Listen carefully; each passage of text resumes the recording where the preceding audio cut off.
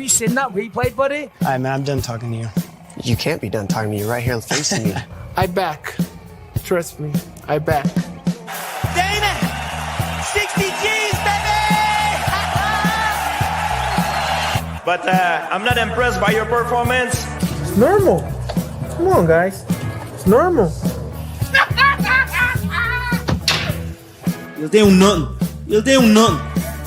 I'm the man of the hour, Joe. Too sweet to be sour. What you see is what you get, and what you don't is better yet. I'm the women's pick. I'm the men's regret. And if you win against Chael Sonnen, you made a bad bet. I don't have much left to say other than you have seen nothing yet.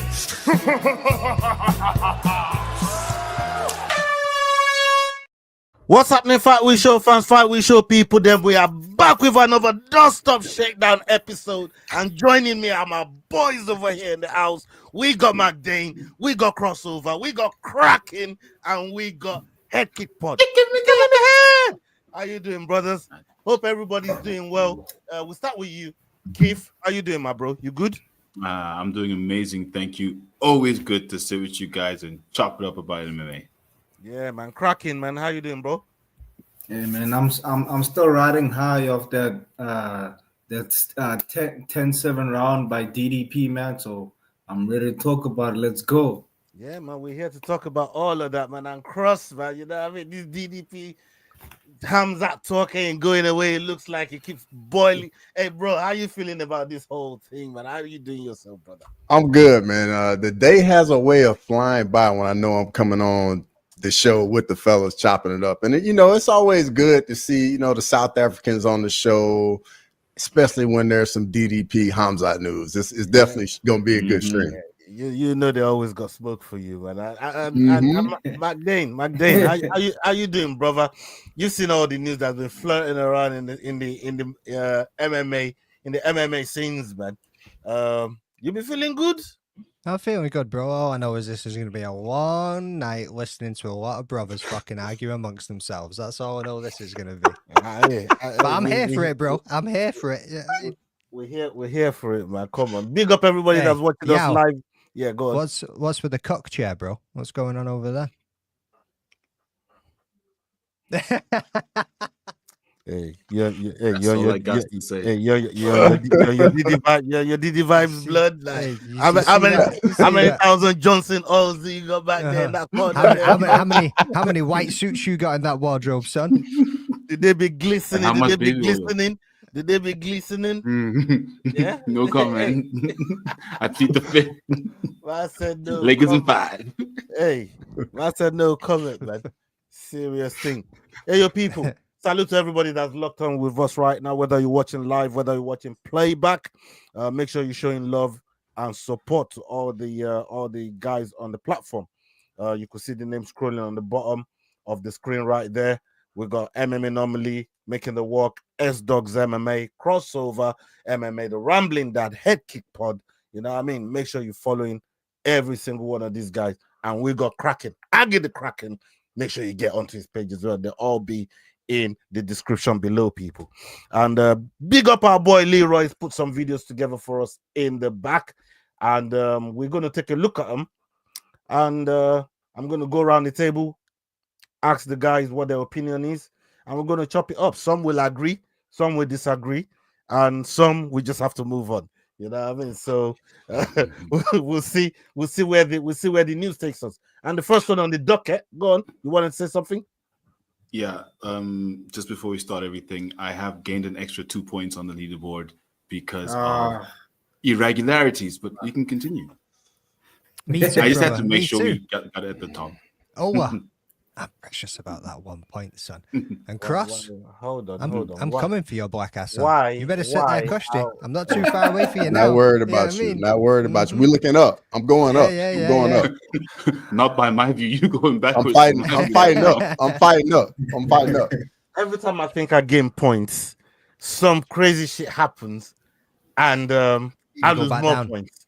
I lose more points. You know what I mean? Yeah. I love it. I love the integrity about the whole thing, bro. Do you know how much everything was in me earlier on to cuss Leroy the fuck out, bro. Like, but I just kept it. I just said a couple of little words and just kept on moving. Like, you know what? Man's in the adjudicator's back pocket too, and he still can't win. Yeah, I'm not gonna fucking do nothing. I'm not gonna say a goddamn word. You know what I mean? Like, bro, how you go? Like, this is some fucking. I should appeal against this shit, really. You know what I mean? Like, I want my 2 points back.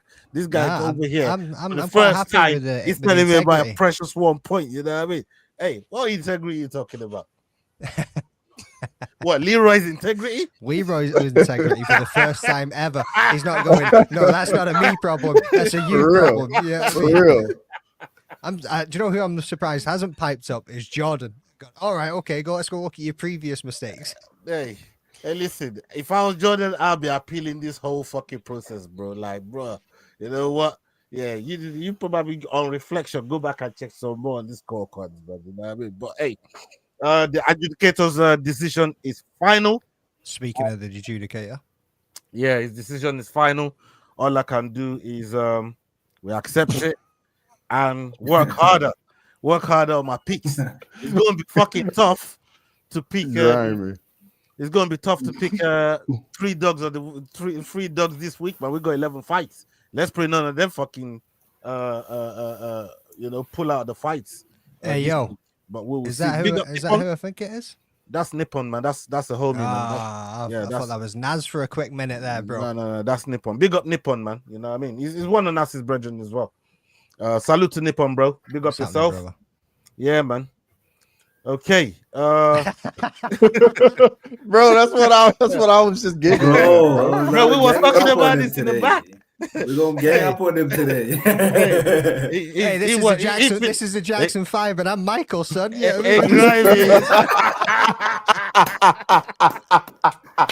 that's a good one. That's a good one. Oh, I fuck with that, man. Hey, if he get it, he was gonna get it today, man. But that come back there from McDane, I might just slap him, man. You know what I mean? Because sometimes, you know, McDane be suffering from the Uncle Ruckus syndrome, but reverse. You don't know what I mean. Yeah? You don't know. Exactly I'll take it. Yeah, I covered. Okay. Let's check out the first video on the docket, and we will start with McDane on this one once we've heard it. Let's go. Chael Sonnen had some harsh words for Islam Makhachev today on Good Guy, Bad Guy. Chael said Islam moving up to welterweight to face Jack Della Maddalena is a sign of cowardice. He believes Islam should have defended his lightweight title against Ilia Topuria.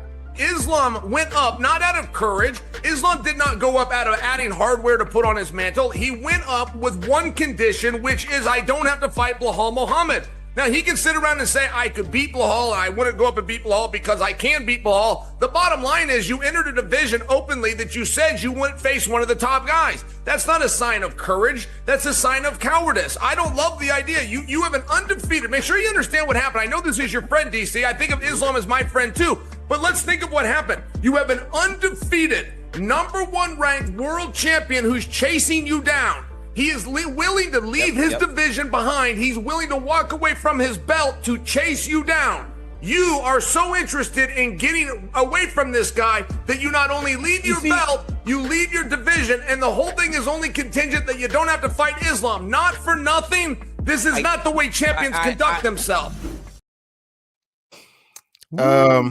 Hey, that was a lot to say there. That was heated.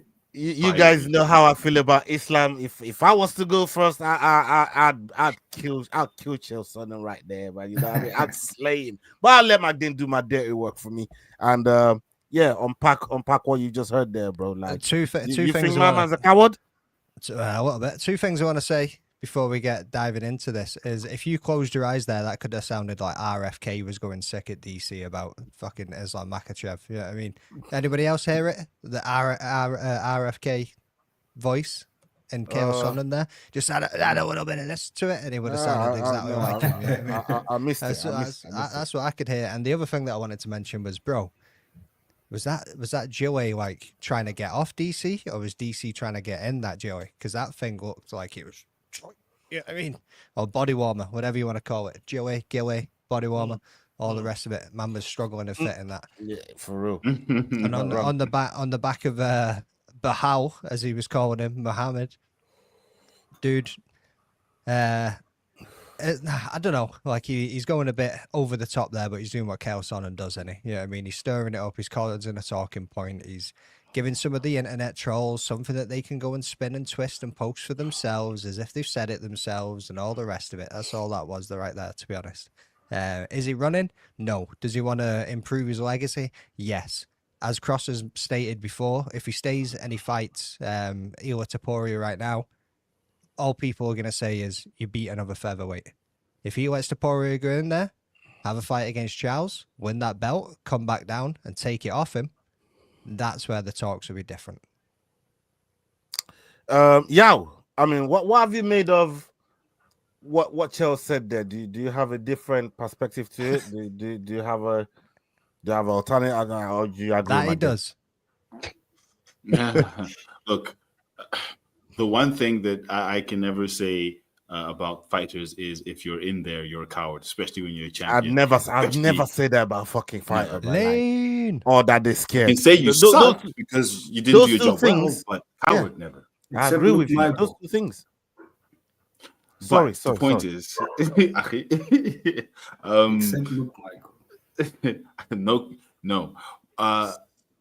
Islam going up for me, yes. Bilal's not there anymore, and it's just a thing of timing, because he said, listen, I don't mind staying here to catch Ilya, but if I can go up and get this title now, I'm going to do it now. And then at that point, it's easy for me to still cut. I'm still young enough. I can still cut, go back down, and then be double champion. As much as Dana doesn't like it, if you can go up and then come back down again, it might be something they might be willing to entertain. So for me, it's a thing of timing. It's not a thing of, I don't want to fight that guy, or I don't want to fight him right now, but it's what helps him build towards the legacy that surpasses the man on your head, on your forehead, Khabib. So for me, I don't agree at all, child. Kraken, how was you looking at that clip there from Chael Sonnen, especially with DC sat there watching Chael talk, with Chael just dissing his very, very good friend, because them two train together, they're very, very good friend. We know DC and the AKA team, they're all one and one together. But how do you see it? Yeah, man, I think Chael is just trying to stir up the pot, because like with Tough coming up, he's trying to drum up promotion, all his delusional takes. But like, hey man, like for the first time ever, I'm agree with Cross, what Cross said, that like, because like he has been defeating everybody, fighting everybody the company wants him to fight. It's time we threw him a bone and have him chase greatness. Because like, I think personally, yes, Ilya is the guy, the scariest guy, but like I think he needs to put in some work also, because he cannot just coast off like Islam's hard work, So yeah, I think Chael is just stirring up the pot, and yeah, let Islam just go get his title, man, and let's see where he goes from there. Yeah, man. Cross. Kraken just said it. Ilya is the guy, is the new boogeyman at 155. But is he really a boogeyman like that? Because I asked that question because of how, not just me, not just you, but a lot of sound MMA fans that I know and respect the 155 and the 135 division. They talk about it as the, one of the most dangerous divisions the roster's got at 155. So is he coming from 145 to 55 makes him that much of a boogeyman to run out Islam Makhachev out of 155 to go and face, a JDM that people are probably looking at it saying, yeah, he's maybe a little bit way behind the air to be facing somebody like an Islam, even though Islam's coming from a 55 division. So for me right here, I'm not buying it at all, because Islam was talking about going up to 170 before Ilya ever made it to 155. So this was already on Islam's mind. This is something he already was putting out there that he wanted to do. And it just so happens the time when he's beaten pretty much all the top contenders, now's the right time for him to go up and try and get that next belt. And it just so happens the same time Ilya is doing the exact same thing and coming up. And then on top of it, just like y'all were saying, the fight can still happen. Islam can go up, win or lose, come back to 155 and fight the winner of Charles and Ilya. And that's still going to be a big, monstrous fight because, I mean, it's going to be the greatest lightweight fighting for the lightweight title. So, I mean, it's going to be huge regardless who it may be. But yeah, I'm not buying it at all. And just like Kraken said, it's good to get on people's mind right before Tough's about to start. Like, I get it from both sides. Like, I get it. Is Ilya the new boogeyman at 155 though? No, he's got to. It's all about if he beats Charles. Yeah. So if he beats Charles, that makes him the new boogeyman on the 155. Just how would it not? He's gonna be the champion. Boogeyman, no. Boogeyman is what I'm saying, not champion. That better ways of it. I mean, Belal was the champion of 170. He ain't the boogeyman of 170. Belal also wasn't undefeated, and beat two of the probably top 10 greatest fighters ever. Probably. Right. So we're talking about undefeated, but undefeated coming from a different division. I'm talking about a particular division here and sticking to 155. Right. You ain't done nothing in 155 for me to say you're now the boogeyman, even if you beat Charles and win the belt. To me, that doesn't qualify you to be the boogeyman of 155 with the amount of killers that we don't see at 155. I think Ilya needs to really go in there, put in some work. 2-3 fights. I might start looking at you different. And I rate Ilya. Ilya is somebody I rate highly. Don't get me wrong. But again, I'm speaking to how much I fuck with 155 division. And I don't want to disrespect it by undefeated featherweight coming up to that division, winning one fight, and then all of a sudden we call him the boogeyman of 155. Like Keith was just saying, maybe the champion, but not the boogeyman. Are you open to the possibility of feeling differently if depending on how the fight looks? It has to be at least 2 fights for me. He has to have at least 2 fights at that division before we can call him. Yeah, to a certain degree. I'll say why to a certain degree. It depends how much difficulty Charles presents and how much he's able to solve that difficulty. But we also know as well that when Charles turns up in, we don't know what Charles we're going to get. You know, I'm trying to say we've seen Charles fight over the years, and sometimes, you know, you just think, God damn, I don't know if he's. I need more tests for me to really look at Ilya and say, you know what, he's really that guy. You know, and keeping that undefeated record, if he could, maybe for another 2 fights, I'll look at him differently. I might just start saying maybe he's the boogeyman, but I don't think at this moment in time, even with beating Charles, I'm prepared to call him the boogeyman. We wouldn't even call him boogeyman at that point. At that point, you'll call him the GOAT. Let's be honest. Like at that point, boogeyman's out the window. Boogeyman, you know, he could lose maybe, and you know he beats you. He would be the GOAT if he's doing what you've just described, Ola. So I don't think at any point Ilya would be a boogeyman. To be honest with you, if he keeps winning, it's not boogeyman, it's GOAT. I hear you. Like I said, I look at him differently. I just need more wins at 155. To me, 1 win against Charles doesn't do it, especially when you didn't even beat the current champion. Yes, he's vacated, but you didn't even beat the current champion to get the belt. You know what I mean? It's on some reverse thing. No, bro. You know what I mean? What other guy at 155 is doing any kind of talking? That was going to be my question. Who? I mean, Ilya is the only guy doing any kind of talking. Justin's there. Justin just started talking because Charles got the title shot. Well, Ilya been talking for months. I mean, yeah, but Justin.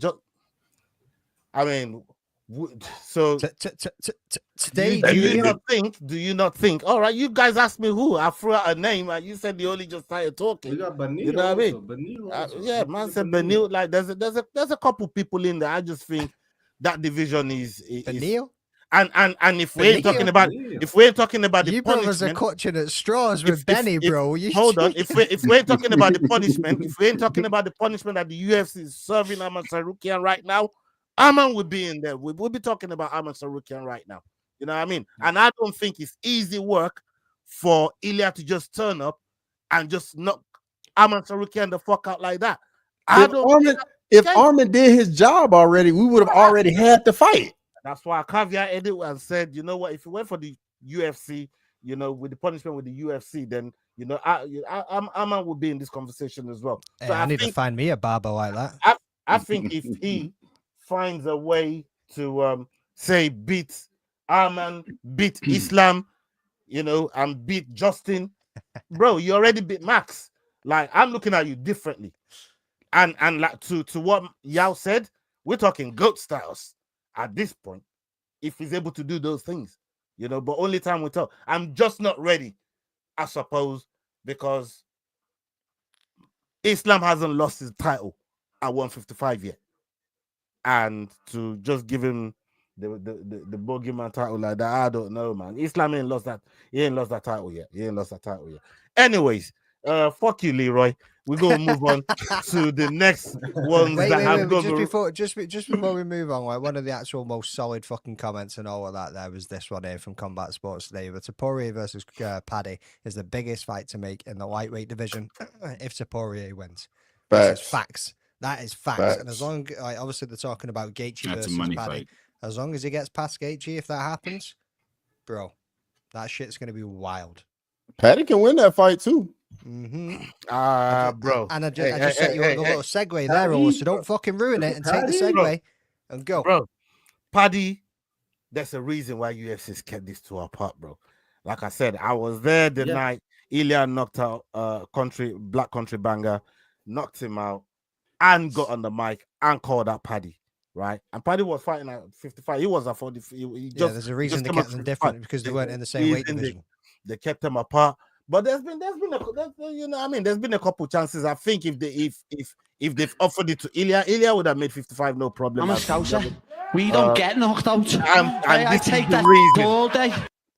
That is the reason right there that Ilya wants to take that chin for a test drive, bro. You know what I mean?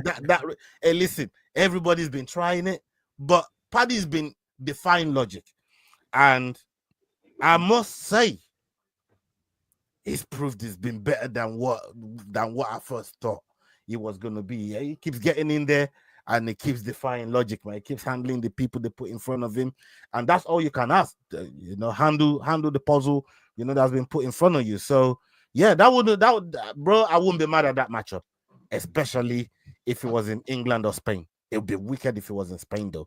Oh yeah, and that would be fucking massive, man. You know what I mean? They could throw that at the banner, like. They don't have to worry about no rain. You know what I mean? They could throw that at the back. We're talking 80,000, 85,000 fans in the stadium. Nou Camp is even bigger in Spain. Nou Camp, you know, we're talking close to 100,000, right? At the Nou Camp. So, like, it's something that UFC could really go and monetize. And I did say, if they do White Hart Lane, that's 100,000 easily. At White Hart Lane, if they came to England and did a stadium in the summer. So, you know, but again, this all happens if Ilya is able to hold on to, you know, the title and some of the other difficulties that will come his way. If he gets past Chael, he still has to get past Chael. So we'll see. But very, very interesting chat on that one. We've got another one here. And we'll come to you, Cross, once we've heard this one. Okay. Ali Abdelaziz is pushing for Justin Gaethje to face the winner of Ilia Topuria versus Charles Oliveira. Speaking to MMA Junkie, Ali said, "I think Justin Gaethje's the #1 contender. He was supposed to fight Dan Hooker and Hooker didn't show up. He stepped up for the company, fought Rafael Fiziev at UFC 313, and I think he should wait and fight the winner. That's what I think he should do. But in reality, this game leaves people behind, and I don't want this game to leave him behind. If it makes sense, Justin will fight. Justin is afraid of no one. He will fight anyone. It has to make sense for him. Who cares? It doesn't matter. If you're a fighter and you think you're the best in the world, you have to beat the best guys. You don't pick and choose. Justin Gaethje never picked an opponent, never chose an opponent. He will fight you anywhere, anytime. It doesn't really matter, but it has to be fair. A guy who gave his title shot to save International Fight Week and fight Max Holloway. He knocked out Dustin Poirier and Dustin Poirier got a title shot. How are you going to tell him he can't get the next title shot? If Ilya wins, Justin Gaethje versus Ilya Topuria is a blockbuster fight. Hey, who's thinking fuck Paddy? Or who wants to see the human highlight reel get in there with Ilya? You know, we'll come to you, Cross. I mean, how you feeling about that one there? I mean, personally, Gaethje Ilya would just be a phenomenal fight because you know both them guys gonna get in the pocket and just throw big shots. But Gaethje's in a tough spot. I mean, you know, depending how the title fight goes at 155, depend if Islam comes back down. Honestly, like I think he's gonna have to fight someone else, whether that's Paddy, Arman Sarukian, Dan Hooker. I'm leaning towards he's gonna have to fight somebody to get that title fight. Like it coming off one win off of Rafael Fiziev, I don't think that's enough to get you a title fight. Okay. What about the part of being a company man? We've seen it help people get title fights. Moicano. True. But Moicano's situation was totally different. It was like last minute. He made weight. Right you know what I mean? He was at the right place at the right time. It was still being a company man. The word being a company man is the point I'm trying to make. You know, and if we've seen it with Strickland. Like being a company man and being ready, it gets you in title fights. You know, we see with Curtis Blades, there's certain company mans at the promotion, they get called. They say, "Give me, where's the place? Where's the time? I'm gonna be there." And some of them has done it for much longer than others. But I mean, look, and you said something as well that Justin is in a tough spot, just in case Islam comes back down. And yeah, you can jump in on this as well. Is it really in a tough spot because both of them got the same manager? Look, you know, it's tricky with the UFC. As powerful as Ali is, getting these done is tricky, of course. And we know that you're an Ali man, you know. But Alhamdulillah. Look, it's tough with Gaethje. It's very tough with Gaethje. We all think he hasn't done enough or wasn't loud enough soon enough to get it at this point. Plus, we're all thinking of the money fight, which we know is Paddy, because that's the fight that Ilya's called for before, and that's the fight that Paddy also wants, and that puts Paddy in a good position as well. But with Justin, is that the fight the fans want? Not really. Is that the fight the UFC can sell? Not really. As much as Ali can or would want to get it done, I don't see there being enough motivation from the different areas that need to motivate a fight to happen, for the hype to happen, for the fight to be hyped enough for it to happen. So, look, I don't. It's not a fight I'd want to see now either. Honestly, not right now. McDane, I mean, then again, who would he fight now? I don't know. Yeah, McDane, going off for what y'all just said there, like, I mean, who'd sell more tickets, Justin or Paddy? Like, Paddy. 100%. It's not even in the question. Not even in the question, right? So yeah, like Gaethje doesn't jump on the bike. He isn't all of that fucking hoorah, this, that, and the next thing. But his violence and his fights speak for themselves. Like I think it was Cross said, coming off that Fiziev fight, no, you don't deserve a title fight. They've got the storyline and everything in between it. You've got Ilya that likes to talk shit. You've also got Paddy that likes to talk shit. The build up for that fight, the promotion for that fight, and everything about it is just going to be unbelievable. And I actually just want to scroll back as well because we had a comment from Making the Walk saying best place for a Topuria versus Paddy fight. anywhere in Europe, bro. Either you do it in the UK or you do it in Spain or just anywhere this side of the pond. Anywhere out those two places, I think they're selling out. It's sell that motherfucker out like they sell out that. You know what I mean? That's like I'm gonna have to start like rubbing some shoulders and bumping elbows to try and get a fighter's link to get a ticket to that bitch. You know what I mean? Like there's no way I'm hustling in that general sale to try and get a ticket for that fight. Like when it happens, like that. Anyhow that happens in the UK, bro. I'm blowing a gasket, bro. And I think that it was sold out in the US too, guys. Hey, slow down, slow down. This got nothing to do. We're talking about European guys.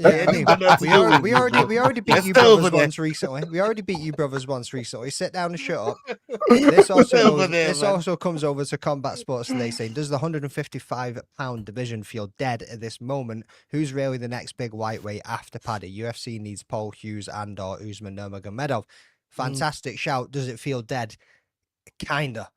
Compared to the Shark Tank that it used to be, and I think that's more because the old guard are now starting to work their way up and work their way out. Yeah, I mean, so it's going to be interesting to see who's going to be moving up and who's going to take that spotlight. But it also, you've got to give the flowers to the welterweight division, which is just like the shining star of all divisions right now because there's just so many prospects. Yeah, I mean, yeah, man. So I got something for y'all. I saw where Ilya said if he wins the 155 strap, Islam wins 170, Ilya would go up to 170 and vacate 155. It's too small for 170, bro. I get it, but he's just chasing Islam, man. Just chasing him. I mean, Kraken. What did you have something to add to this whole situation here with Justin? Because Justin ties in with doing the company a favor, right? Yeah. And now it looks like his manager's coming out to speak. I say, listen, my client here is getting railroaded. Really and truly, it should be him getting that number one spot, not Islam. Even though Islam is also his client, but he knows Islam will have a title on the shoulder, right? And maybe this is a ploy for him to get Justin in there and see what he can do against somebody like Ilya.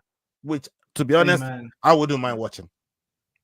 Give my boy Justin the shot, because like I believe Paddy's just gonna waste our time and get knocked out in the first round. Do you believe? Come on, bro. Listen. I had to be that guy. I had to be that guy. I like it. Do you believe Paddy could beat Max Holloway? No. Do you believe Paddy could beat Volkanovski? No, not right now. Not right now. No. You see, that's the thing. Paddy's been force-fed bums, bro. He's been force-fed bums, and we all know that. Like he's not that guy. He took on a Michael Chandler who was coming out of like a 3-year layoff. And yes. And I hear you, Kraken. I hear you, bro. I hear you. He cooking now. The story sells, but the problem is, did you think Gordon beat Paddy when Gordon fought Paddy? We saw him on the weekend the other night, man. We see what he did, bro. Do you think he beat Paddy when he fought Paddy? Hell yeah. Right. Everybody thought so too. A lot of people thought so. I thought it was closer than what a lot of people try and give Paddy credit for, to be honest with you. I think everyone's just hating on the Paddy train at that time.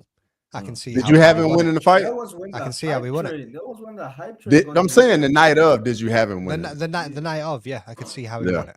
All right, okay, fair enough. I mean, on the night of, I was going mad. Like, no, God don't want that. Like, yeah, but we know you're white for fucking judging fights, bro. Like, no, come on, bro. Like, I'm one of the best fighters. 10-8, always 10-8 rounds. Infamous 10-8. Bro, there ain't been a 10-8 that I ain't called correctly, bro. I say there ain't never.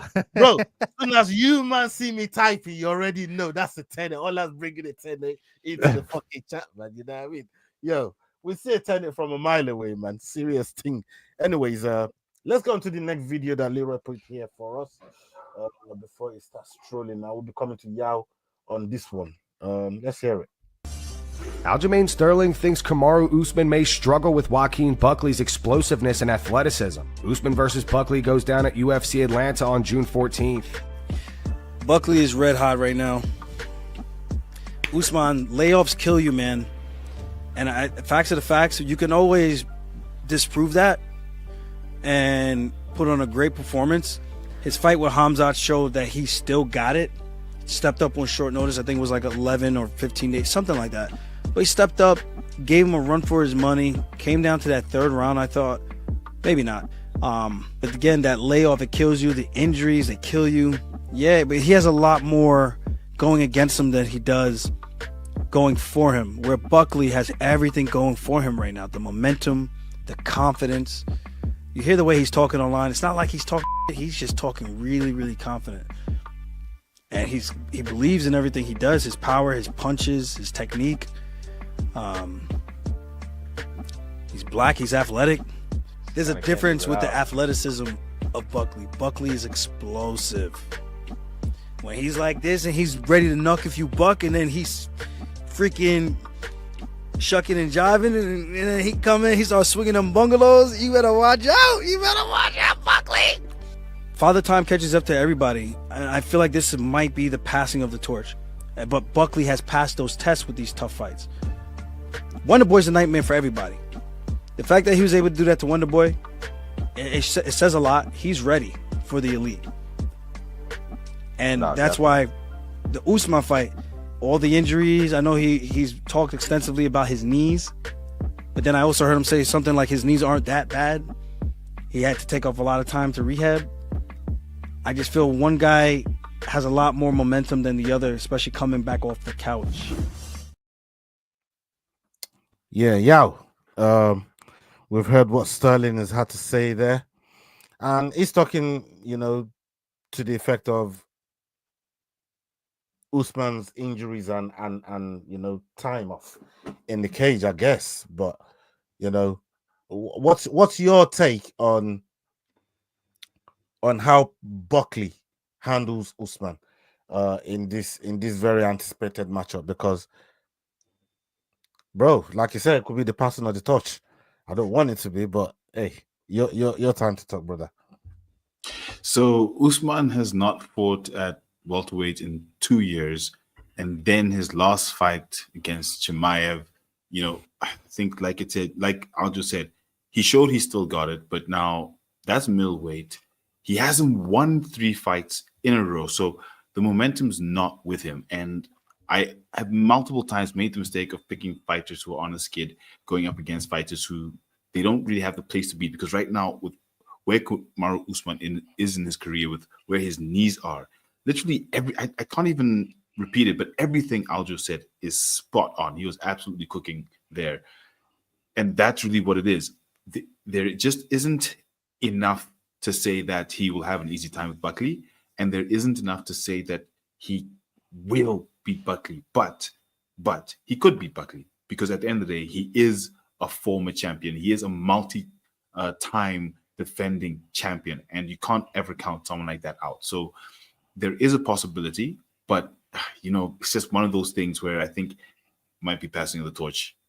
Yeah, look, I'm with you to some extent, and this is me showing mad respect to Buckley and what Buckley's done so far. And like I said, I even said on record, if I could choose anybody out of 170 to beat Islam, it'd be Buckley, just because of what he's been. So, like, I respect what Buckley's been doing. Kraken, I want to bring the conversation to you. I mean, looking at the work that Buckley's done so far, even at one, I think he doubled at 185. Did he doubled at 185 for a little? That's why he knocked out Impa at 185. That fight was a middleweight, right? So he doubled a little bit. They come down to 170, found a home for himself, and the momentum that he's on right now, the streak he's on. Some of the things that, like, we've sat down here on this show and played what I think it was McDane that put it in the chat one time. And we played one of these big messages that Buckley just put out. And that thing was bone chilling. And this brother's so hungry. He is hungry. He's looking to take out anyone that's in his way. And Usman is who they got in his way right now. What percentage do you give Usman, to come out of that fight with his arms raised? 100%. What? 100% Usman. Kamaru Usman. He's a bum. He's I a like bum. you cracking. I like you cracking. Please talk to me. He's a bum who took the current boogeyman who's in the middleweight. You know, he took on the current boogeyman who's in middleweight, and he gave him a tough fight. And remember this. Yes, we all know Usman's knees, whatever. But like, remember, gents, isn't Usman the same guy we were comparing to GSP? Isn't he the same guy? Isn't he the same guy? Y'all must have forgot. Y'all must have forgot. Tell him. You know, like who knows that like Usman has been nursing those knees, man. Who knows the 2 years he's taken? Like, trust me when I say this, man. Usman is gonna maul Buckley. Because Usman has the confidence of taking the guy who snapped Whittaker's jaw. The dentist. He has that confidence. Yes, Buckley's been knocking out niggas. He knocked out the guy that Kamaru took to a decision. You know, yes, he knocked out, but like Kamaru just had. I think Buckley's gonna come in thinking it's his coming out ceremony. You know, it's his coming out ceremony, and Usman is just gonna be. He's gonna do exactly what Volkanovski did. Derail the hype train. Like, I think Usman might maybe like run against the cage, you know, run against the cage. We know Usman has knockout power. We know that.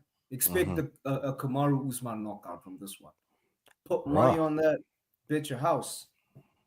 The man said, "Bet your house." I don't know.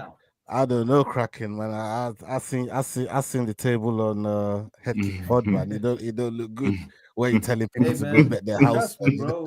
That was based on emotions. That was based. Hey, y'all's laughing. You're wrong for that, bro.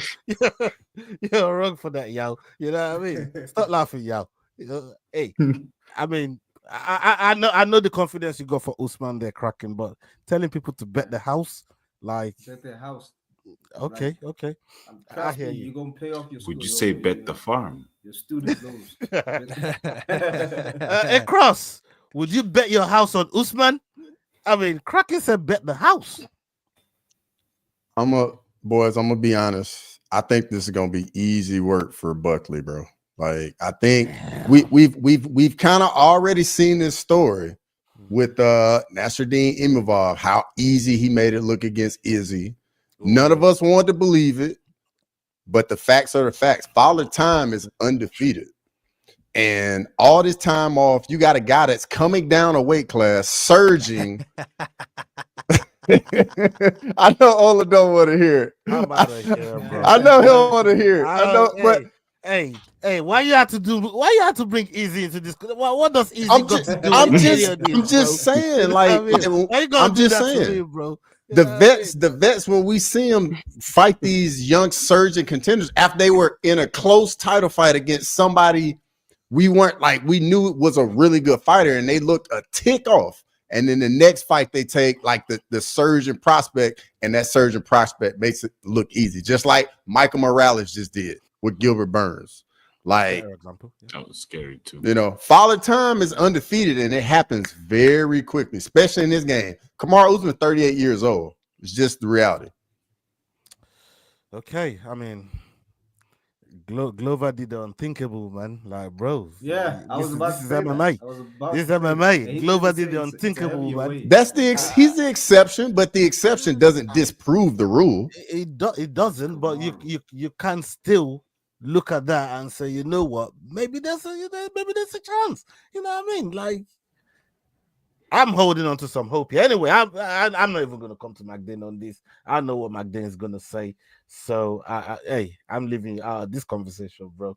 We're going to move on to the next one. That's fine, bro. That's fine. We're going to move on to the next one. I'll start with McDane on that one, man. We'll move on to the next one. About fucking time. Sitting there in silence for 10 minutes. Oh, so longest I've been quiet, having to listen to your shitty takes. Yeah, I mean, there you go. Henry Cejudo thinks it's crucial for Khamzat Chimaev to finish Dricus du Plessis in the first or second round. Khamzat Chimaev, he put it on Robert Whittaker. That being said, Dricus du Plessis necessarily doesn't have the best hands, but the fact that he brings in the grappling and that he likes to scramble and he doesn't stay on bottom and he's looking to get up, that's what makes that fight problematic for a guy like Khamzat Chimaev against Kamaru Usman. It was a close fight, but as we saw that third, you almost kind of start to wonder, what if Kamaru did have more time? And what if this fight was 5 damn rounds? Think about it, guys. The time that he was tested was against Gilbert Burns. If Khamzat doesn't get it done within the first round or even second, to me, it is all DDP. Hey, as the clip was playing there, we see Kraken putting the flag together. But we're gonna hold on. We're gonna hold on with Kraken for now. And I want to come to McDane first, and get your take on what Cejudo is saying there, because he's saying, boy, if Khamzat don't get him out of there in the first, second round, I think he's speaking to more of his gas tank than anything else, as we saw with the Usman fight, and even maybe with the Gilbert Burns fight as well. So, I mean, what are you saying on that? I said all of these same points when he was going in there against Robert Whittaker and this man. Right, let me get my fucking point across. You.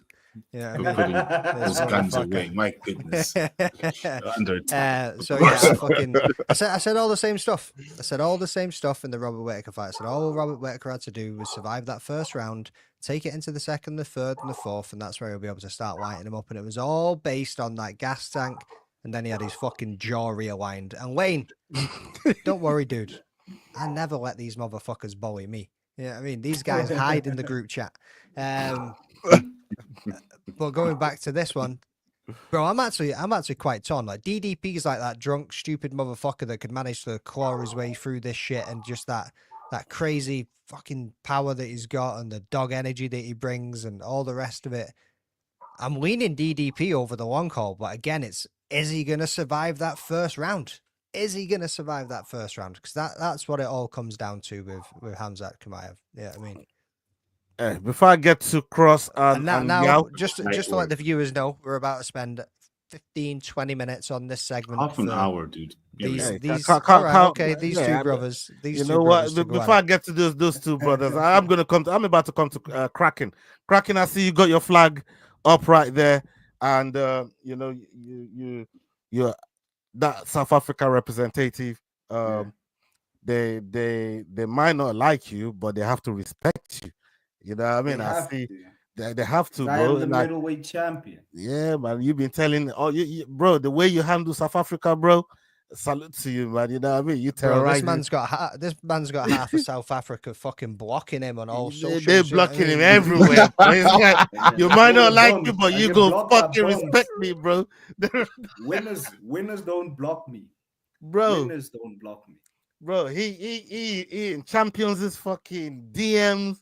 Terrorizing, interrogating. I don't know how this brother. Hey, hats off to him though. This man's got some serious balls. I don't know how he turns up to most EFC fights. You know what I mean? Like all EFC fights. And walks out either steaming drunk and falls asleep in the car or alive. Yeah, I do not know how he does it, man. He brings all of these motherfuckers, goes to the event, see all of them, and bro, none of them saying nothing. Anyways. Turns you right headgear. But Kraken's crazy, man.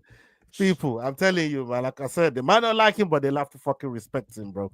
And you're riding for DDP here. I see you holding up the flag. I mean, you've seen all the crazy shit that's been happening at CIT, bro. That's why I wanted to ask you.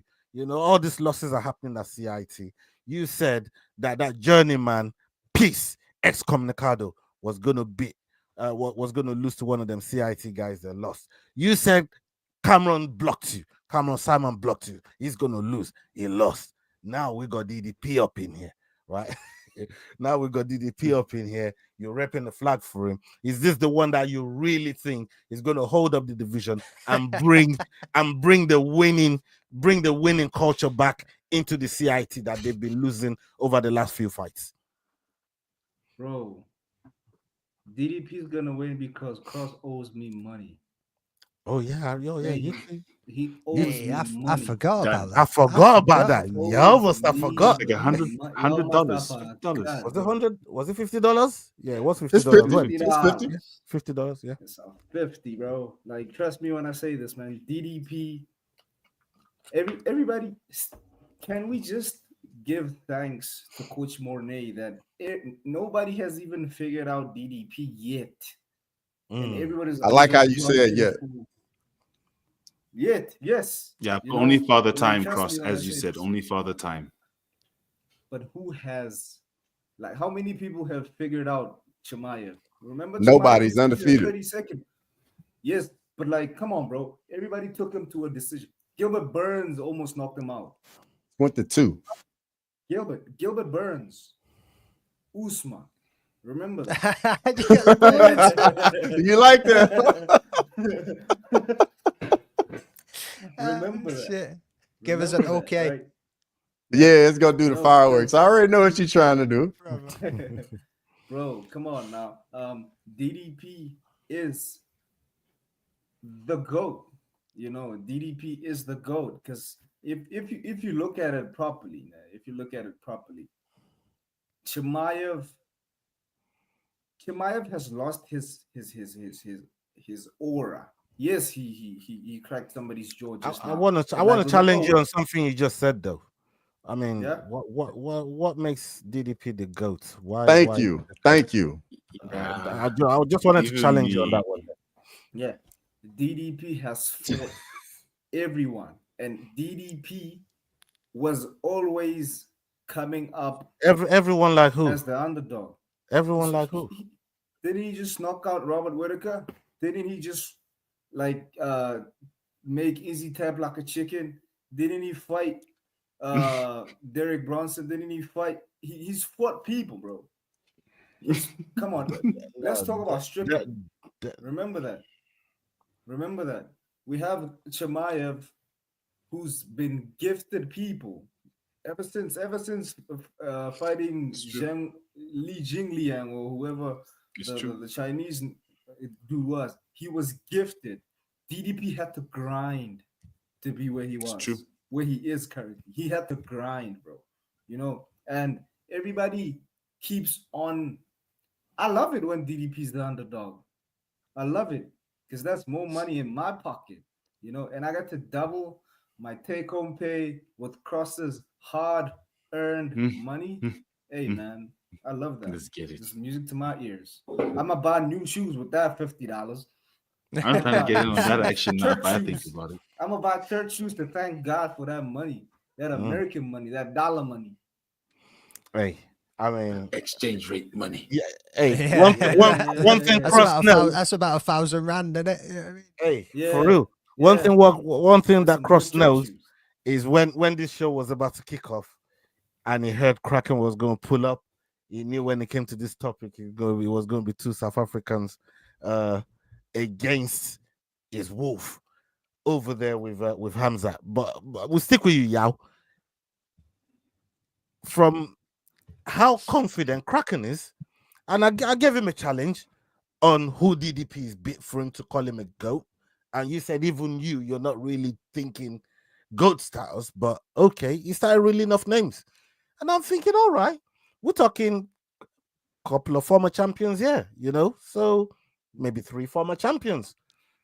I mean, once you've beaten 3 former champions, defending and gaining a title, you got to start thinking maybe it's not far from that Mount Rushmore of 185. I mean, how are you looking at it, Yao, after Kraken just broke it down? Because I didn't really think about it like that. GOAT is GOAT. We mentioned that about Ilya, right? Now, for me, with where DDP is, and if I hear what DDP himself says, even he doesn't call himself the GOAT. He knows where he is in his current career. He is working towards being the GOAT. So for me, I'm with him. I'm a fan of who he is and where he is in his career, which is not yet GOAT status, but I definitely 100% believe he's going to get there. So it's cult hero? Would you say cult hero? Do you think is cult hero level? Like people are starting to fuck with him, and maybe if he beats Hamza and steals his fans, that might just raise that level. What are you thinking? I'm thinking Izzy before Romero. Just before you beat that fight or had that fight that just puts your name up there to say, damn, you beat that guy. Whoa. Okay. Let's like really have a look. And as much as that was earlier in Izzy's career, it seems like that's sort of where DDP is in terms of basically his relationship with the UFC, because we know Dana doesn't like him, mostly because of the pronunciation in my books anyways. But he keeps giving him crappy cards where he has to carry the entire card, which is fine because when you convert dollars to rands, like Aki said, it translates to a lot. So fine, put me in Australia where you're not going to get the same gate as Vegas, but now he's in Chicago. So now he's finally in that position to say, listen, I can now start to work towards being the GOAT because I'm undeniable to the UFC. They have to give me the biggest fights that I want. They have to give me a Chimaev who people like Cross think is going to maul me. But I mean, let me put down the wolf and let me take this GOAT status. Let me take this GOAT status. So yeah, that's where I am with that. Oh, so that fight definitely earns him a GOAT status. Go back. No, go back. no, doesn't earn him. You want to justify something and you want to make a point across. Go back and choose a different fucking fight. As if you just chose to compare something with Izzy versus Yoel Romero, as if that makes him an absolute demon for winning that fight when Yoel Romero walked forward like this. Hey, Ola, he's nobody remembers all of that shit you're talking. We just know Easy won the fight, bro. You know what I mean? When you go look at the record books, you know Easy won the fight, either. You know what I mean? Landing 3 strikes. Yeah, but you know it takes 2 to tango. Fucking right? worst fight in fucking MMA history. You know what I mean? It takes 2 to tango, and you can't. Hey, the burden was on the challenger to come take the title. He didn't want the fucking title. What you want Easy to do about it? Fucking throw yourself in the fire. And You are one pathetic loser. What you want Easy to do about it? Get up and throw himself into the fire and just fucking throw his belt away. Romero didn't come to take the belt. Like, come on, bro. Anybody would have done the same fucking thing. Like, what are we talking about here? Romero was supposed to come take the fucking belt. He didn't want the belt. If he did, he would have taken the belt. He didn't want the belt. He just wasn't playing into Izzy's counter striking. So Easy, just so walking Easy, forward. So Easy played. Still a shit fight though. That's the point. Oh yeah, of course. Don't be talking about. Don't be talking about But whose the point mission was is what. after that Still a he was shit undeniable. fight. That's the point. After that, shit fight or not, everyone's like, okay, but you sent Yoel Romero and he did this, so like, what now? If he went in there and it was an absolute war and he come out victorious, then undeniable, yes. I mean, don't get me wrong, I'm not shitting on Izzy. Like what he done within his career was fucking phenomenal. But that fight, to use that as a comparison, was dog shit, is what I'm saying. Hey, I mean, look, you could have gone to Derek Shut Lewis your mouth. You could have gone to Derek Lewis and Francis Ngannou, and look what Francis is going to do since then. Like, come on, the shit fights like that happen. But the onus is still on the challenger to go take the belt. He didn't want to do that. That was tactical fucking genius from Francis Ngannou. Yeah, I mean, that Dana didn't think that at the time. He wanted you to ain't fire never him. seen that. You ain't never seen that brother wrestle up until that fight. You know what I mean? Yeah. I mean, Dana didn't think about. He didn't think about. You know what I mean? Dana was going to fire him for that. But anyways, let's come to Cross, man, because Cross has been waiting patiently to talk on this Hamzat and DDP talk. We've seen Kraken and Yao. They've said their piece, and they reckon that Hamza is gonna be dethroned of his boogeyman status from DDP. I mean, Cross, you're a staunch advocate for Hamza Chimaev, and you think this is light work, just like you think Buckley is light work. Usman's light work for Buckley. You also think this DDP is light work for Hamza. Yeah, and it's purely just on the style matchup, man. Like I truly don't believe that what makes DDP unique and gives him his thing is it's very unpredictable, it's very wild. Like he's not even looking at his target. And I think that very thing is what gets him into trouble in this matchup. Because when Khamzat gets his hands on him, it's not going to be all wild, frantic. It's going to be, I'm going to beat you to the next move, to the next position. If you make one wrong decision, all right, I take advantage of that. Now I force you into another position. You make 1-2 wrong decisions and the fight's over in 5 minutes, boys. And he just boat races you. And you everybody knows it's coming. Robert Whittaker, one of the greatest middleweights ever, had no chance. No chance. Now, I get it. DDP finished Whittaker. I get it. But DDP hadn't had to deal with that style. Derek Brunson is nowhere near the grappler of Khamzat Chimaev. Robert Whittaker got DDP down. Derek Brunson got him down. Khamzat Chimaev is going to land a takedown, boys. And I know it's going to make all y'all nervous. You're going to start getting all nervous. Drickus took himself down. That doesn't count, bro. Come on. Either way. I already know you're gonna be getting nervous. So you see Khamzat get his hands on him. Yow's already sweating. Yow's already sweating. I already know. Watch Drickus pull the Jean-Claude Van Damme move, bro. From Bloodsport.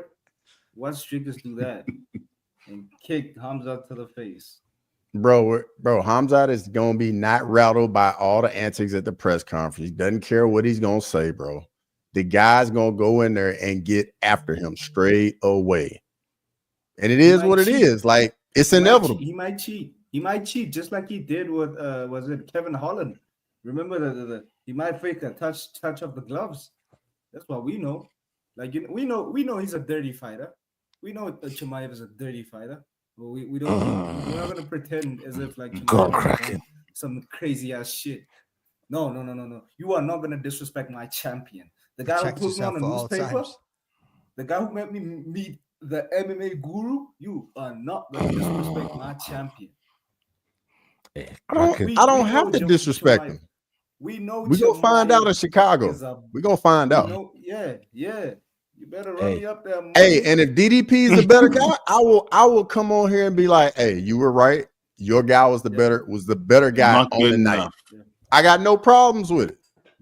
Hey, but if your boy gets mauled, I expect that same energy. Just come back on here and be like, hey, you know what? You were right. Your guy was the better guy on the night. With the amount of robberies you beg for across, who knows? You might be begging for robbery in this one. We won't need it. It's not gonna happen. This ain't going to decision. We won't need it. Hey, DDP's gonna finish him in the fourth. I mean, this fight here, I can't wait till it happens. But look, cracking. I can't wait to see it happen just for the fucking watch along to watch these brothers going. Absolutely. This is the real main event. Yeah, absolutely. It's gonna be crazy. But I want to ask you, Kraken, just humor me for a minute. Humor me for a second. If it doesn't go ZDP's way and maybe comes short on the night, how do you start looking at CIT? Hey man, because everybody's job is to train Drickus. That's everybody's job. He's the guy, like that's what CIT is. You can't rely on Cameron Simon, but CIT has been cooking up like a few people. We got Zondi, training with them. There's this white Bandu's just done them. Bandu's in there with them as well now. Yeah, Diego Bandu. BK Little Bandu, Giant from one. We have the Little Giant. We have Zulu, the Punisher. Even Joey's up in there. Yeah, big up Joey. But trust me, bro. There's this white kid that I posted on my page. He's coming up and he looks very serious. Why you gotta say this white kid? You know to say this kid. No, because he's white. Because he was the only white kid in the photo. Role reverse. You know what I mean? He's stuck like a sore thumb. Yeah. He's stuck like a sore thumb. Yeah, man. I forgot his name. But he is like a beast, and I've seen him fighting in verses, and he is a mola. So we have talent. And CIT is the franchise brand in South Africa. So hey, man. I just can't wait to see that chick run. Yeah, your dog's fucking with you, bro. Your dog, Dog's Yeah. on his internet. Bro, your dog know you over there BSing, bro. Your dog don't even believe you right now. He can hear your voice and like, yeah, he in there bullshitting right now. He in there bullshitting. What's going on? Your dog say, "Oh, he just woofing. He just woofing." Yeah, for real. Do you believe in me over there woofing? Hey, all right, let's come to the next video, people. Salute to every one of you that's still with us. We got a couple more videos to go through here, and we're gonna come to Kraken. I'm gonna stay with Kraken on this one, to get his opinion on this. Let's hear it. Merab Dvalishvili's coach John Wood revealed that Merab was dealing with several health issues leading up to his fight against Umar Nurmagomedov. Despite the setbacks, Merab went on to defeat Umar by unanimous decision. Speaking to MMAfighting.com, Wood said, "I think Umar was going to be the toughest fight for Merab at the time. I think we'll end up fighting him again sometime, and same thing. We beat them. They asked for the fight and they came out, oh, I'm injured, I'm this, I'm that. Well, Merab was half dead for that fight. You don't understand. He had an open wound. He had a staph infection. He was on all kinds of antibiotics. And personally, if it was up to me, honestly, I haven't really told anybody. I probably would have pulled him out of that fight. I honestly would have. It was that bad. But that dude that could barely walk. But then he goes to spar 10 rounds and looks phenomenal. So I knew he could do it. So I knew that in that room, I was like, we're going to win this fight, but in the back of my head, I was like, Jesus, he's so banged up. The fact that Umar is like, oh, I've got a busted hand. You guys asked for the fight. We wanted to fight later on. We said we'd fight you. You wanted to take time off for Ramadan, so they pushed for it and took the fight. Then it's, oh, we've got this injury. We've got that. Whatever, it's the same thing. Everybody is always going to have those excuses. I will tell you this. If Merab ever loses that belt, you will not hear excuses from him. You will not hear, oh, my leg was falling off, it was raining outside, or whatever it is they come up with. Umar was a tough fight. There was no doubt in my mind that Merab was going to win that fight. The way that Merab fights, what he brings to the table is just different. People do not understand it. Hey, you're cracking. I want to come to you on this one here, man. And it's look at this. I see that in the background. I see. Hey, Cross, did you have to crouch down low just to get? Yeah. He's a small guy, but bro, this picture was literally the night before UFC 311, bro. Like me and Namli were there, and like we both got pictures with him, and bro, like we looked to each other like he looks like he's in bad shape, and we felt pretty confident about our pick with Umar.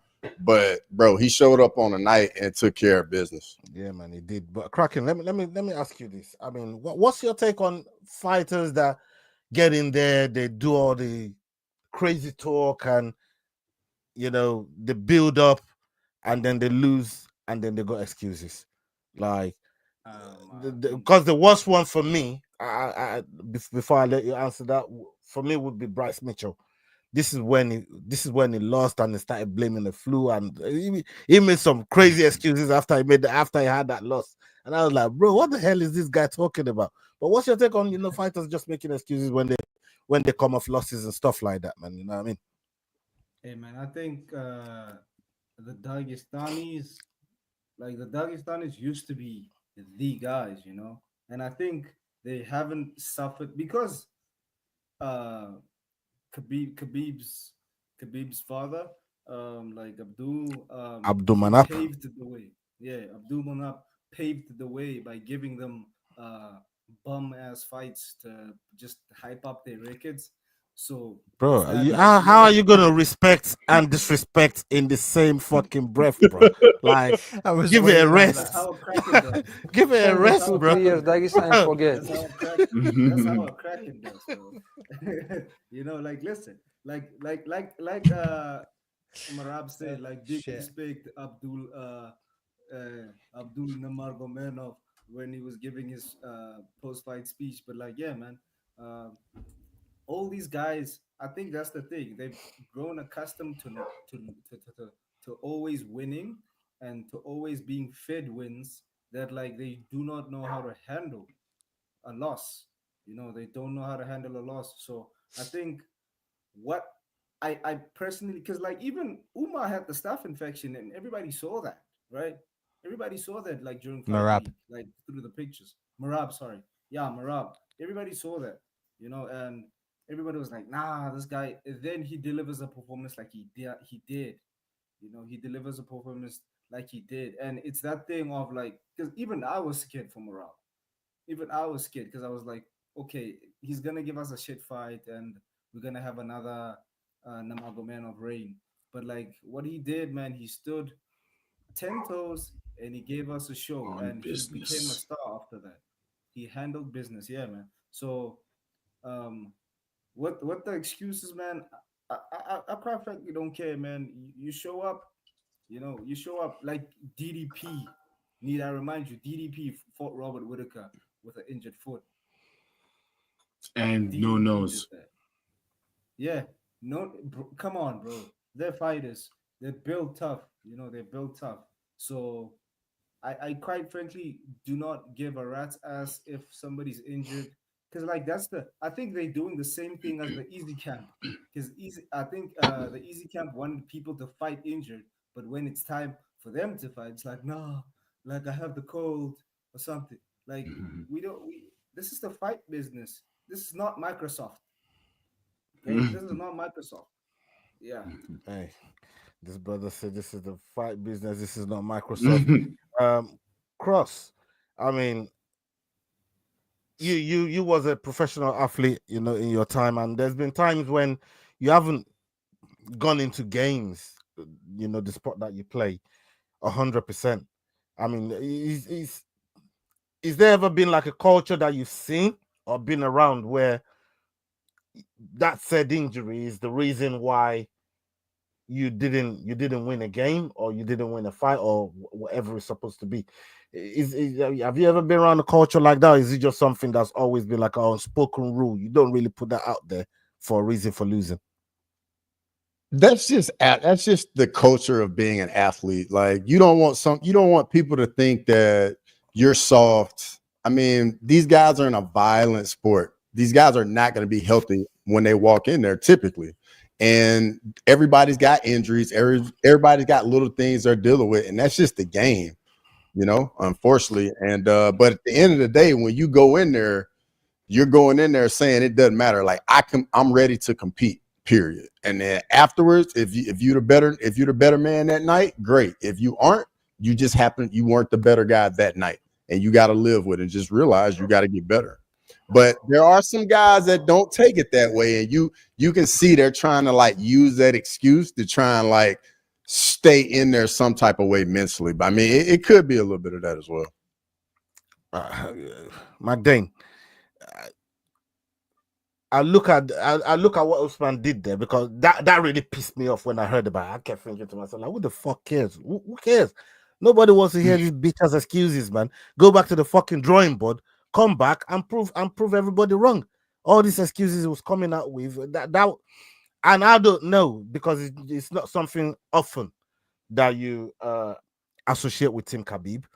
You know, I would have thought, you know, the coach, the boss himself would have let him know, say, no, we ain't putting that out there. I think he ran out the back door. He didn't. That was out before Khabib even knew nothing about it, man. I'm maybe somewhat sure that he probably would have got some talking to, or some kind of reprimand for putting an excuse out there like that. Because you look at, say, somebody like Usman, that we've just spoken about extensively, went through all those title defenses, went through most of his career with said bad knees, but just goes on about the business and just keeps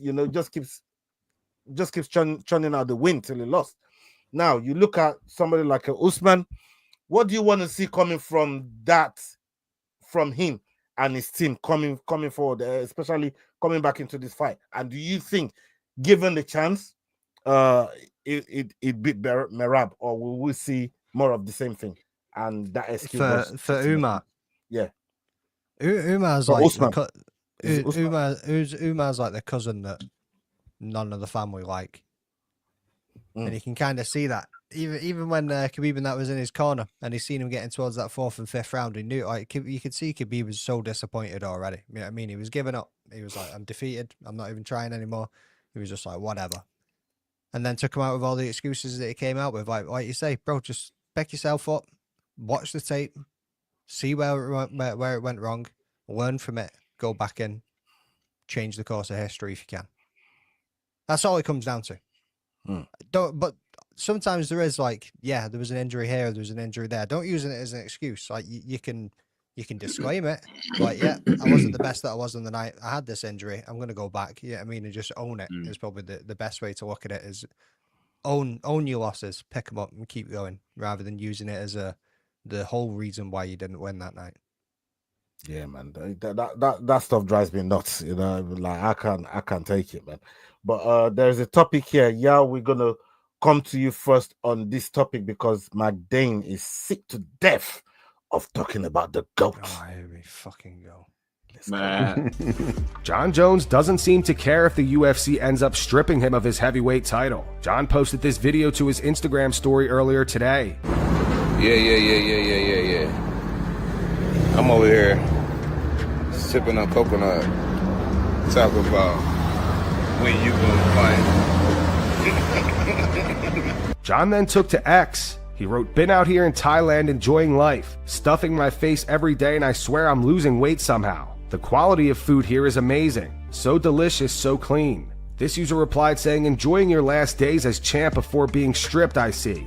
Jon replied, "Stripped? Do I come across as the type of person who cares about things like that?"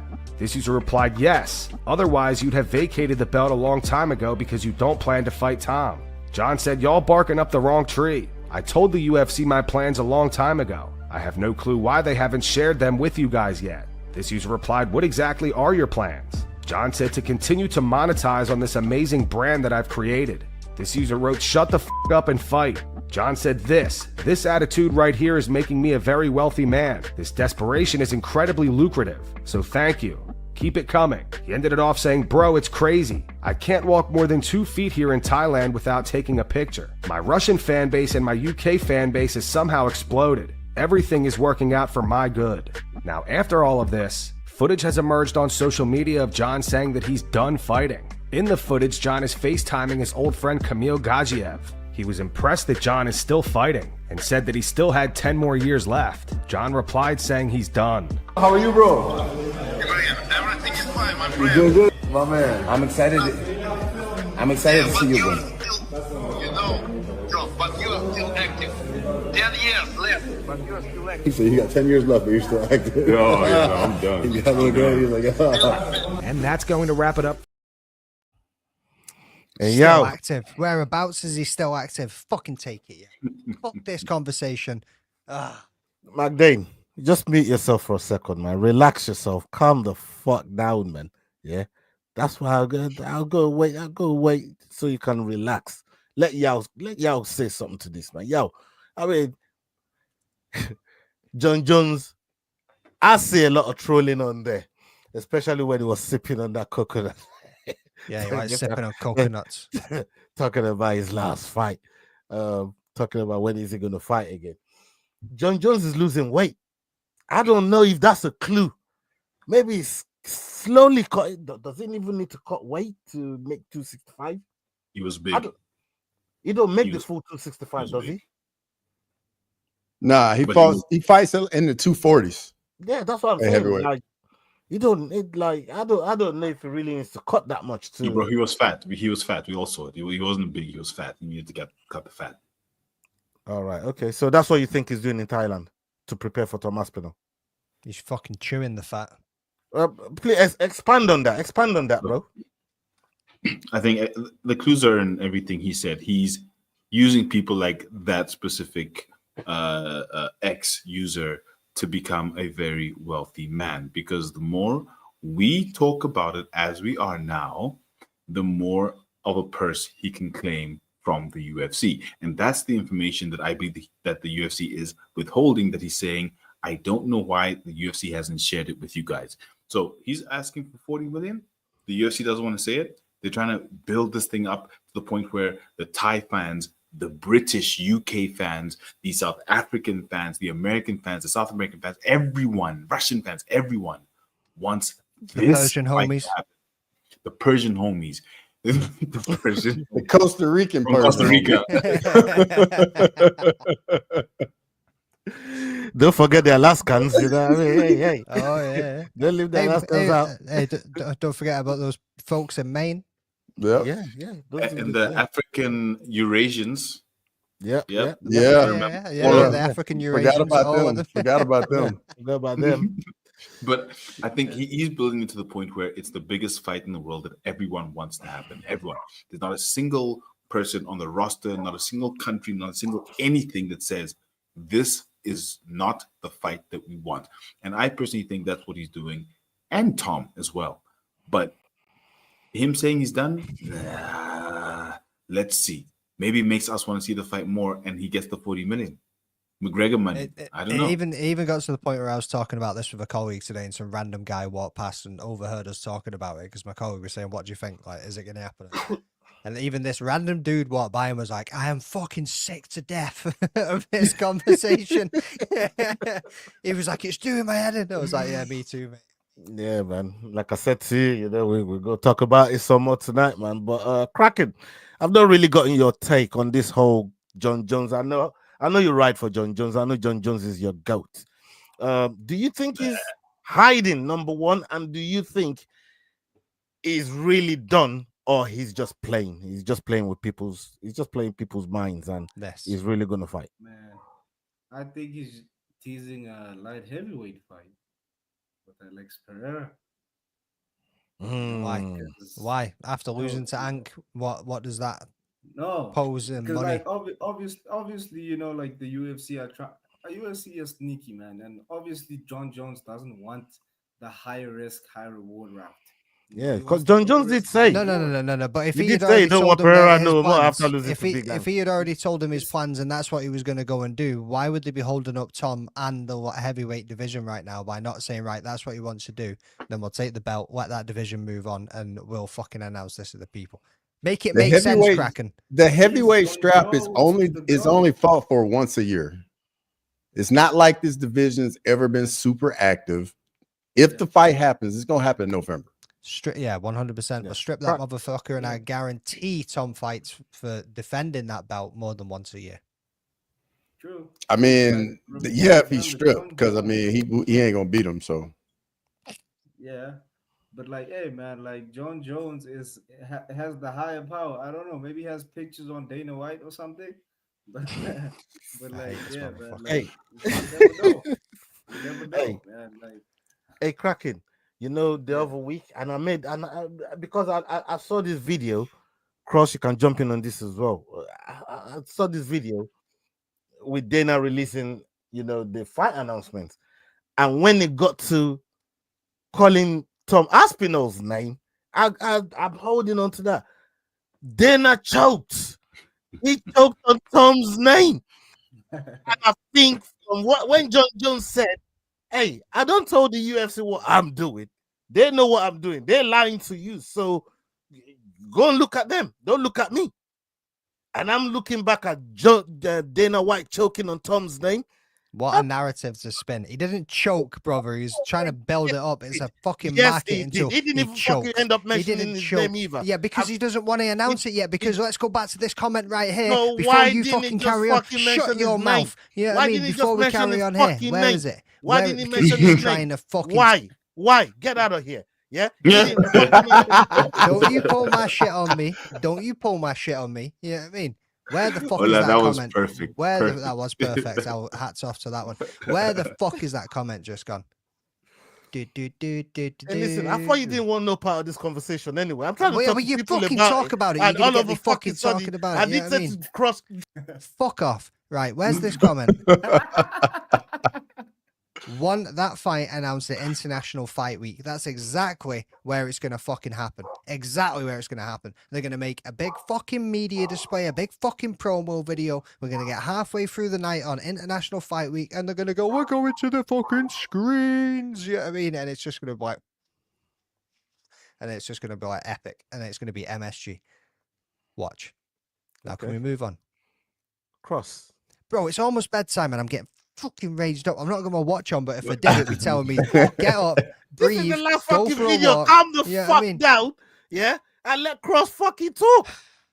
Hey, McDaniel. McDane, the fight's gonna happen, bro. Just like John said, look at them fans. They rattled. They rattled. Yeah, They won't even let you talk. Bro. They stressed, bro. Stressed. I love to see it. Love to see it. But hey, Jon Jones let the UFC know what he's gonna do. Why are you gay? McDane, you can hit me with it. It's all good, bro. I know you're salty right now. I know this I'm not topic. salty, bro. I'm not salty. There's no salt. There's just a little bit of frustration. That's all it is. Just a little bit. Yeah. Yeah, just like Ola said, deep breaths, breaths. Boys, you wanna put money on it? Is that where we are right now? Is that what we want to do? This fight happens. It goes. No. Oh yeah, you've learned your lesson. Yeah. You've learned your lesson. Put your fucking tongue back in your pocket. Cross. You want to wait until how DDP and Hamzat plays out before you fucking put a little flyer on this too? I bet both of your fucking asses. You know what I mean? I don't know why you're pointing to me. You fucking point to me. I don't know why you're pointing to me. Guns loaded. Oh yeah. Relax. 50 bucks is all right. 50 bucks is all right. But as soon as I make don't you fucking be pointing see to the me, inflation bro. on that £50, and this brother's like, I ain't about to lose $70. Oh shit! No, listen. The time. No, Owen. We don't know. We don't know. We don't know whether this fight is gonna happen or not. But yeah. I want to see it happen, man. I really want to see it happen sooner than later if we can. But like you said, if everybody's predicting November MSG, I'm down with it, man. You know what I mean? I'm down with it. And it looks like Jones already started his camp, harassing all them fucking Thailand man over there. Just harassing them man on the back of a fucking. My favorite was the hair moped. Oh, bro, that was fucked up. You know what I mean? Like, if it was you riding the bike, it would have fell off the bike. You have that to hold on to. Lady boys. Yo, bro. Hey, I mean, he'd have held on to his mustache. Just living his best life, man. Like you said, he's living his best life. All the lady boys in the world, they can fucking have, man. Man's coming home with more wives than Naz at this point. All right, on that bombshell, people, salute to every one of you that's been locked in with us. Big up Kraken, big up Yao, big up McDane, big up Cross for giving us your time. Thank you very much, boys. And then, we'll have the prediction show on Friday.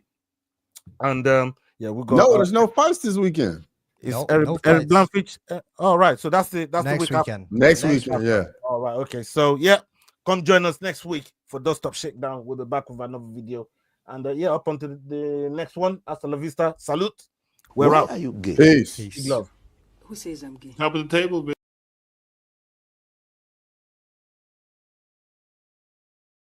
Hey guys, this is John Anik from the UFC. You're watching the Fight Week Show. Please subscribe. Not now, but right now. Subscribe to the Fight Week Show. We'll see you guys on the road soon.